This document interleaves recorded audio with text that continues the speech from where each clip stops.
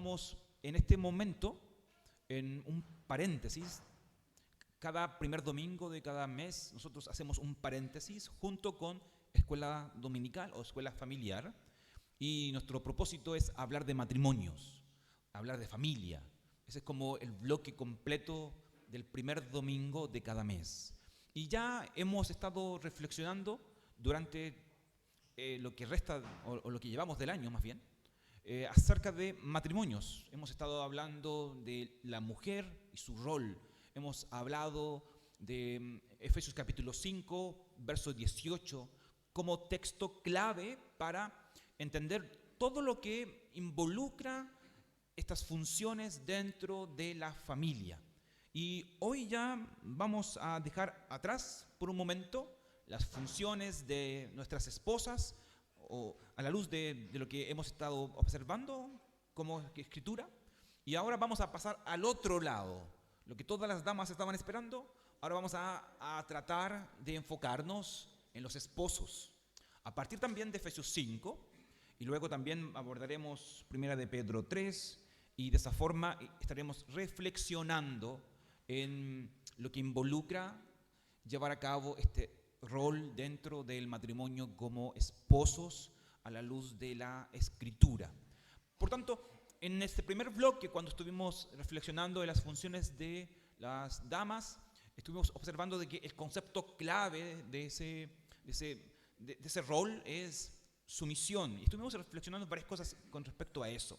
Pero al mirar ahora el rol del hombre, si tuviéramos que definirlo en un solo concepto, nuestro concepto debería ser, hombres que me escuchan, nuestro concepto debería ser amor. Y vamos a trabajar un poquito en eso. Ahora, quizás ustedes y yo, todos los que estamos aquí presentes, deberíamos tal vez plantearnos una pregunta, ¿no? Hay una pregunta que entra de cajón aquí, digámoslo así. Si yo les preguntara a ustedes, hermanos, según lo que ustedes creen, observan en las Escrituras, ¿a quién Dios le dio el rol o el papel más difícil dentro del matrimonio? ¿A la mujer o al hombre?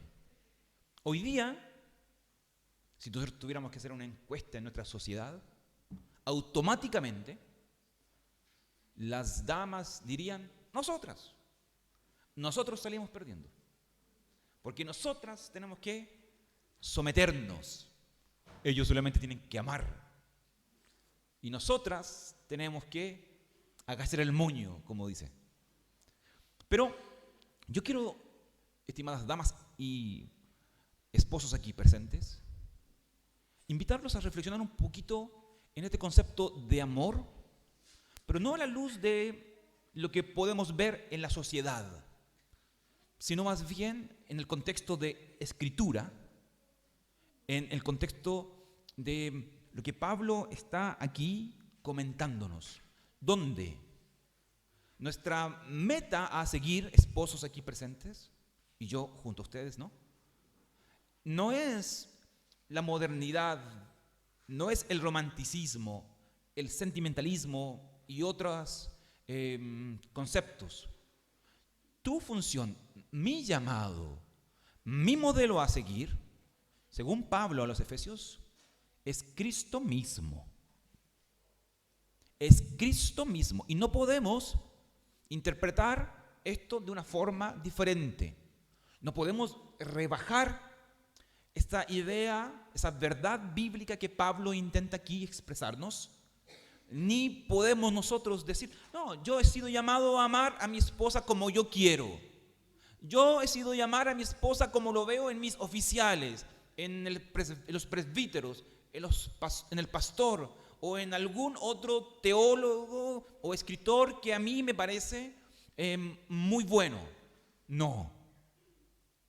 Si ustedes y yo consideramos la Biblia como palabra de Dios y leemos en un sentido ordinario y normal el pasaje bíblico que acabamos de considerar, tu amor por tu esposa, mi amor por mi esposa, debe ser medido a la luz de Cristo. Ese es nuestro modelo, estimados esposos aquí presentes.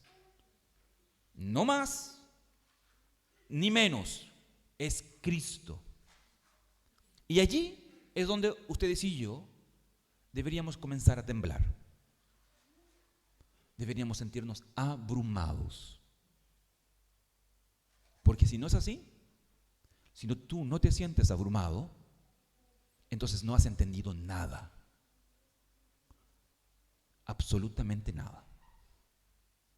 Entonces, yo quiero hoy día, esposos y esposas aquí presentes también, y hombres que quieren ser un día esposos, yo quiero invitarlos a reflexionar en este gran llamado. Nuestro gran llamado es a relacionarnos con nuestras esposas en la condición de casados, amando como Jesús. Y de verdad, yo espero que esto pueda removernos, porque no es cosa poca el que tú y yo, esposo, o tú que quieres y anhelas un día estar casado, no es cosa poca que Dios, que Pablo, que las Escrituras estén llamándote a amar a tu esposa como Cristo ama a la iglesia. Ahora, tal vez a modo de introducción deberíamos preguntarnos, ¿pero qué es el amor? Una pregunta siempre muy amplia, ¿no? O quizás también deberíamos plantearnos la pregunta, tú esposo que estás aquí presente, ¿estarías dispuesto hoy, en este mismo momento, a morir por tu esposa? ¿Estarías dispuesto a dar tu vida por tu esposa? Eso quizás nos acercaría un momento, por un poco, a ese concepto que nosotros queremos definir a la luz de Escritura como amor. ¿Por qué para Pablo es tan importante esta idea del amor? ¿Por qué no habló de otra cosa? ¿Por qué no se enfocó en otro concepto? ¿Por qué amar? Algunos comentaristas dan dos razones de por qué quizás Pablo aquí habla del amor en relación al esposo. Uno es porque quizás, dicen ellos, una de las mayores necesidades para nuestras esposas no es que tú tengas una casa de lujo, no es que tú tengas un sueldazo y que puedas suplir todas sus necesidades materiales, no es que tú tengas el último vehículo del año, no. Pablo enfatiza aquí el amor porque una de las mayores necesidades de tu esposa, de mi esposa, es sentirse amadas.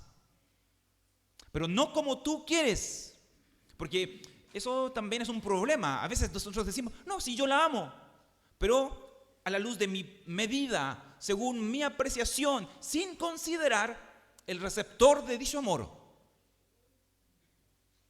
Pero también hay una segunda razón, dicen los comentaristas.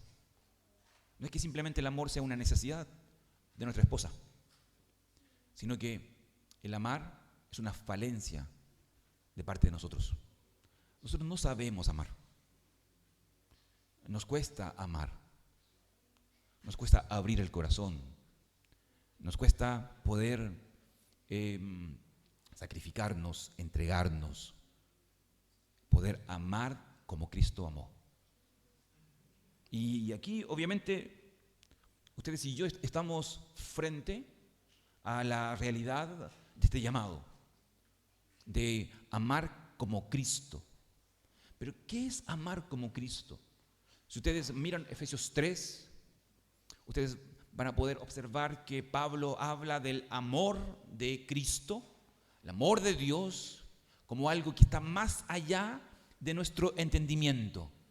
Tú no puedes medir la anchura de su amor, la longitud de su amor, la altura, la profundidad. El amor de Cristo sobrepasa nuestro entendimiento. Y por eso es que cuando pensamos en que tú y yo estamos siendo llamados a amar a nuestra esposa como Cristo, es algo que debería abrumarnos. Nunca tú y yo podríamos sentirnos satisfechos, completos como diciendo tarea cumplida. No es así. Porque nuevamente, tu referente es Cristo.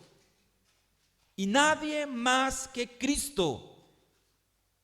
Por lo tanto, eso hace de tu función, de mi función como esposo, una labor que deberíamos pensar mucho más antes de decir acepto. Cuando pensamos en las consejerías prematrimoniales y pensamos en el amor y en el romance y creemos que todo será color de rosas, no. Si todavía no estás casado, para los que están casados ya sonaron, ¿ya? Pero si tú, que me escuchas, todavía no estás casado, piénsalo muy bien.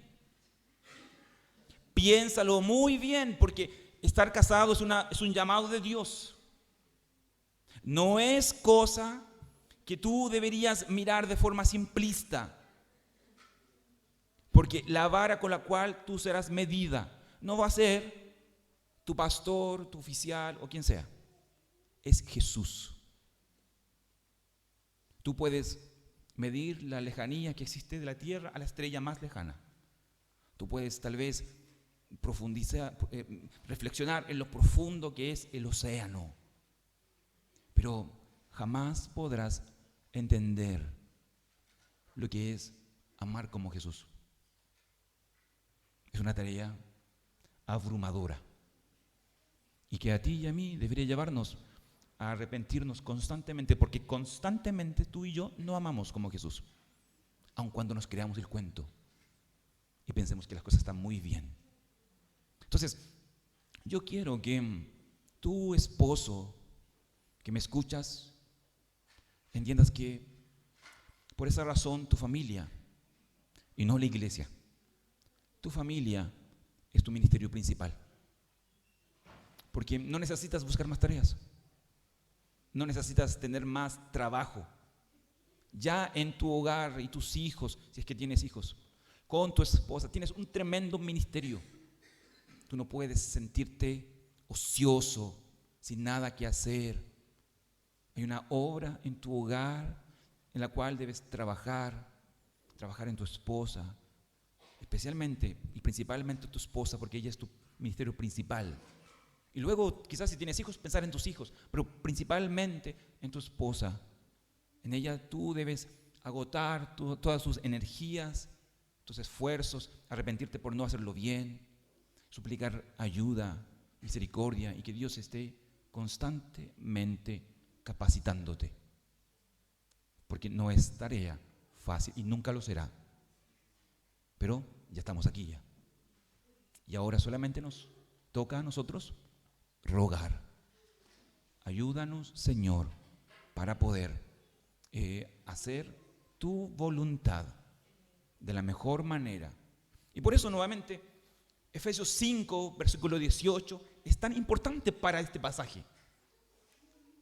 Porque Efesios 5, verso 18 significa para ti y para mí que tú y yo necesitamos constantemente ser llenos de su Espíritu. Porque es una obra que tú y yo no podemos hacer solos. Y en ese sentido, tú y yo debemos ser personas, maridos que me están escuchando, pastores en el hogar, que leen las Escrituras, que profundizan en las Escrituras, que oran por sus esposas, que oran por sí mismos y que buscan a Dios de una manera temerosa, no de una forma simplista. Tu labor es muy grande, mi labor es gigante, porque mi meta es muy alta. Es Cristo, amar como Jesús. Por lo tanto, si eres un creyente simplón, despierta de tu sueño. Si no estás leyendo la Escritura y orando y rogando a Dios por ti, entiende que estás muy, muy mal y que necesitas de la gracia de Dios. Tú y yo necesitamos de dicha gracia para amar a nuestras esposas como Cristo ama a la iglesia. Pero antes de que podamos quizás sacar algunos lineamientos de este pasaje, hay dos preguntas que creo que son importantes poder abordar a partir de Efesios 5, donde hay dos analogías que Pablo usa para referirse a lo que significa amar a las esposas como Pablo entiende que debemos hacerlo. La primera tiene que ver con amar a las esposas como Cristo ama a la iglesia. Esa es la primera analogía que tú observas allí en los versículos 25 al 27, si vas conmigo en la Biblia. Pero hay una segunda analogía en el texto, y es la que se encuentra en los versículos 28 al 30, que es amar a tu esposa como amarte a ti mismo. Entonces, quisiera yo primero que todo abordar un poquito eso. ¿Qué significa, a grandes rasgos, a partir de este texto, ya? Solamente a partir de este texto, lo que significa amar a tu esposa como Cristo ama a la iglesia. Aquí hay algunos conceptos en el texto, si tú miras versículos 25 al 27, que deberíamos subrayar y que nos hablan un poquito acerca de la función que tú y yo debiéramos llevar a cabo como esposo, como maridos, donde Pablo pareciera que estuviera relacionando el oficio de Cristo en este texto como un sacerdote. Observa los términos de, por ejemplo, de entregarse a sí mismo, santificar, purificar, lavar, donde todos estos conceptos tienen solamente un objetivo: la iglesia, y donde Pablo no hace diferencia entre la función de Cristo y la función del esposo. Por tanto, lo que está diciendo aquí Pablo es que amar a tu esposa, amar a tu futura esposa como Cristo ama a la iglesia, significa que tú te conviertas en un sacerdote de tu hogar, donde tu ministerio principal, reitero, es tu esposa. Ella es la que debe concentrar toda tu atención. Tú un día tendrás que presentarla ante Dios, y ella, detrás de ti, tendrá que escuchar cómo Dios pedirá cuenta un día a ti por ella. Si tu esposa no lee Biblia, la culpa es tuya, es mía. Si tu esposa no ora, la culpa es mía, es tuya. Si tu esposa no tiene ánimos de venir a la iglesia, la culpa es tuya, es mía. Y así podemos seguir todo el día. La espiritualidad del hogar depende de ti, esposo, marido, cristiano que me escucha. Tú eres el sacerdote del hogar. Tú eres el sacerdote de tu esposa. Y por ende, eres también, si tienes hijos, el sacerdote de tus hijos. Hay muchos ejemplos en la Biblia, pero quizás el más obvio es Job, un hombre preocupado, temeroso de Dios, que se ocupaba y atendía las necesidades de su hijo, siempre atento a la jugada, preocupado por la santidad de su familia. Por eso Dios decía en relación a Job que no hay otro como él en la tierra, porque llevaba a cabo su ministerio familiar de la mejor manera. Entonces, si tú quieres de alguna manera definir esta idea de cómo tú debes amar a tu esposa, bueno, la manera que uno podría decir a partir de este pasaje es llevando este rol sacerdotal. Un sacerdote en la antigüedad oraba por su pueblo, bendecía a su pueblo, se sacrificaba por su pueblo, intercedía por su pueblo, y así sucesivamente. Tú eres un sacerdote. Pero también hay otra analogía aquí que es interesante, y donde están esos versículos 28 al 30, y donde Pablo está diciendo de que amar a tu esposa también involucra o significa amarla como amarte a ti mismo. Y algunos piensan que el versículo 28 aquí es una clase de anticlímax. ¿Por qué? Porque de alguna forma Pablo comenzó a decir que tú debes amar a tu esposa como Cristo. Y estás así, muy arriba. Pero de repente Pablo dice, pero bajemos y aterricemos esto. Porque esto también involucra de una manera más realista amar a tu esposa como te amas a ti mismo. Donde los conceptos aquí de cuidar y sustentar no solamente son una guía, sino es totalmente coherente con lo que es el matrimonio. Porque noten ustedes que el versículo 31 de este pasaje no está allí por nada. El versículo 31 dice de que tú y tu esposa son un solo ser, un solo cuerpo. Por lo tanto, ocuparte de ti es ocuparte de tu esposa. Lo que le daña a tu esposa te daña a ti. Ustedes, desde el momento en que entran en este pacto matrimonial, somos uno.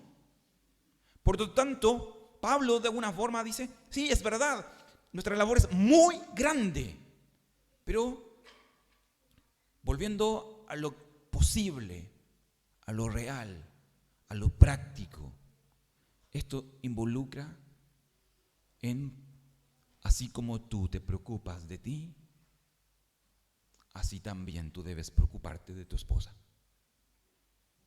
Porque lo que le daña a tu esposa te daña a ti. Y lo que obviamente te daña a ti, también dañará a tu esposa. Entonces, observa que si para ti es importante el ejercicio, la buena alimentación, si para ti es necesario leer la Biblia, orar, si para ti es importante venir a la iglesia, profundizar en la palabra, crecer espiritualmente, eso debería ser tan importante también para tu esposa. Vivir en este estado de matrimonio ya no es una vida autocentrada, egoísta, porque tú ya no eres, digámoslo así, uno solo, son dos, tu esposa y tú. Y esto que vives tú, en lo que trabajas para ti, en aquellas áreas en las que te preocupas, estas áreas también deberían ser muy relevantes e importantes para tu esposa. Por tanto, obviamente, temo aquí yo de que tú como esposo no sientas importante leer la Biblia. Porque si tu esposo y yo le quitamos relevancia a la lectura bíblica, obviamente no vamos a leer la Biblia con nuestras esposas.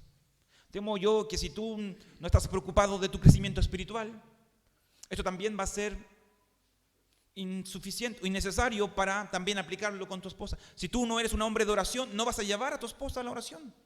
Si tú no eres una persona que se preocupa por tener una buena relación con Dios, tampoco te va a preocupar que tu esposa no tenga una buena relación con Dios. Por eso, es importante, en primer lugar, entender, esposo, que tú eres esta clase de termómetro, digámoslo así, espiritual dentro del hogar. Y aquí, obviamente, debo hacer un paréntesis y voy a decir lo siguiente. Damas que ustedes estén buscando hombres no creyentes, hombres que no temen a Dios, esto que Pablo está hablando aquí no se aplica a ustedes. Ustedes están destinadas a sufrir. Lamentablemente es así. Porque un no creyente jamás va a preocuparse de vivir conforme a Cristo. Y yo lo siento. Y puedes tú soñar con que tu vida va a ser una hermosa vida con tu príncipe azul inconverso. Pero no va a ser así. Porque Él no va a amarte como Cristo, porque Él no conoce a Cristo y no le interesa a Cristo. Y lamentablemente sufrirás. Por eso necesitamos, señorita que aún tal vez no está casada, que usted piense muy bien con quién se va a casar. importante que tú pienses en aquel que va a ser la cabeza de tu hogar. Y usted que está casada ya, es muy importante que usted ore por su esposo. Es muy importante que usted sea una ayuda idónea, que ruegue para que su esposo sea un hombre temeroso, ame al Señor.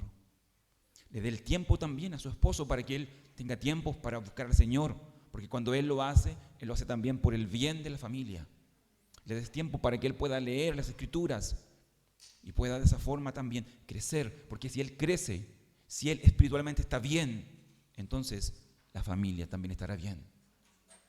Necesitamos hombres que vivan como Jesús, que su estándar sea Jesús, que su estándar sea un deseo profundo de santidad. Y eso se hace solamente a través de los medios de gracia: oración, escritura, ayuno, participación de la iglesia, etcétera, etcétera. Ahora, permítanme poder, a la luz de este pasaje, sacar algunas ideas prácticas, algunos lineamientos aplicables a la luz de lo que ya hemos comentado. Quiero simplemente comentar brevemente lo que involucra el amor del esposo a la luz de este contexto, ¿ya?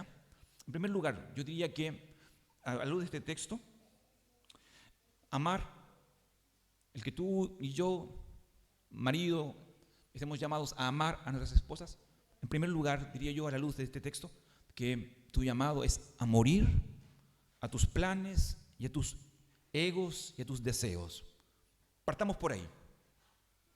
Todo plan, deseo que tú comiences a proyectar sin considerar el bien de tu esposa debe morir. Porque amar, principalmente en este contexto, involucra sacrificarse, involucra entregarse, involucra ya no una vida en la que yo me proyecto y no me importa mi familia.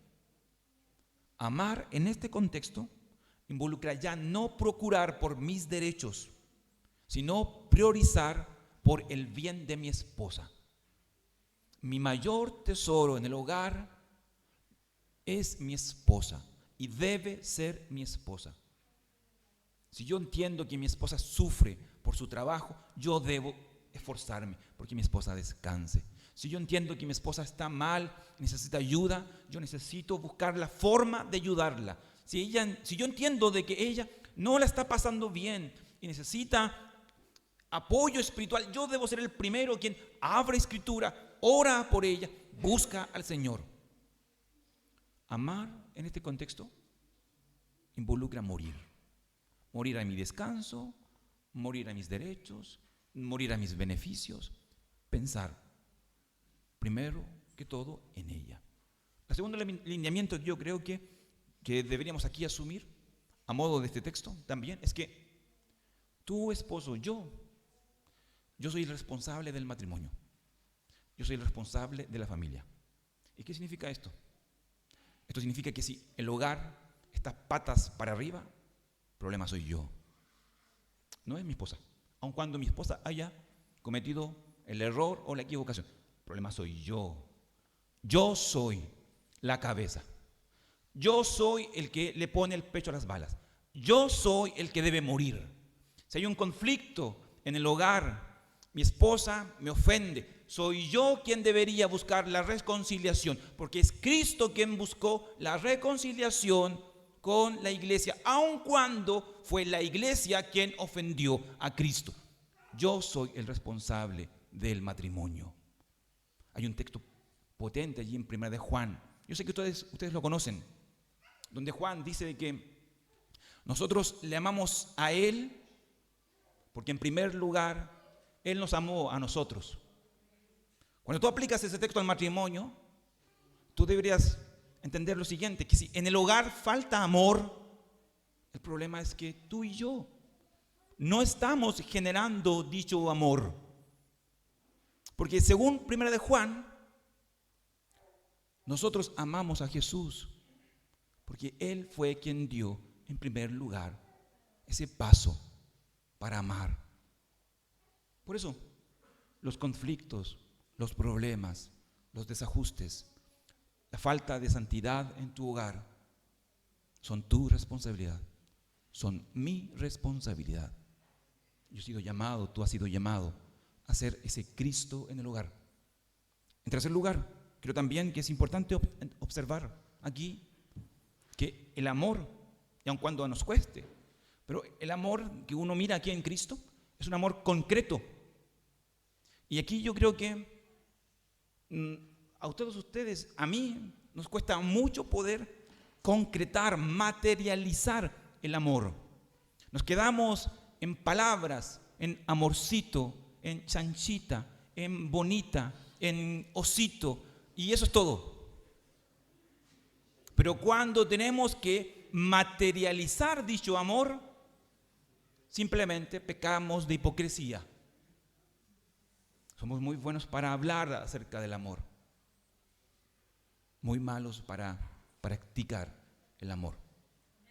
Cristo aquí lo concreta, Él muere, Él se entrega. Tú y yo deberíamos hacerlo así. Y deberíamos arrepentirnos por ser solamente palabras, poca acción.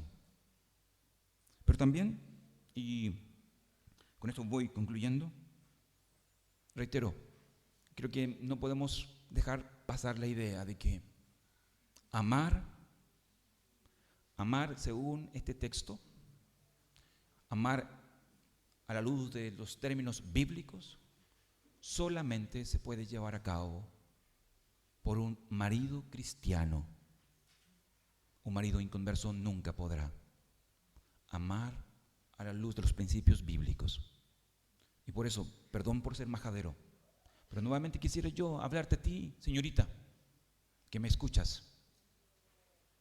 No ponga tus ojos en alguien que no puede amarte como Jesús.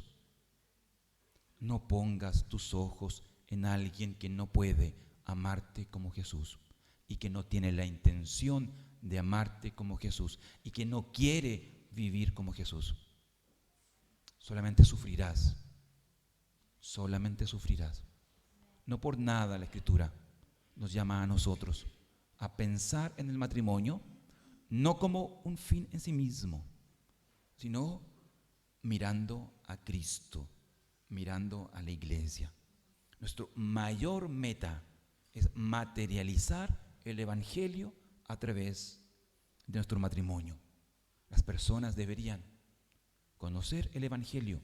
Nuestros hijos deberían conocer el Evangelio a través de la relación entre el esposo y la esposa.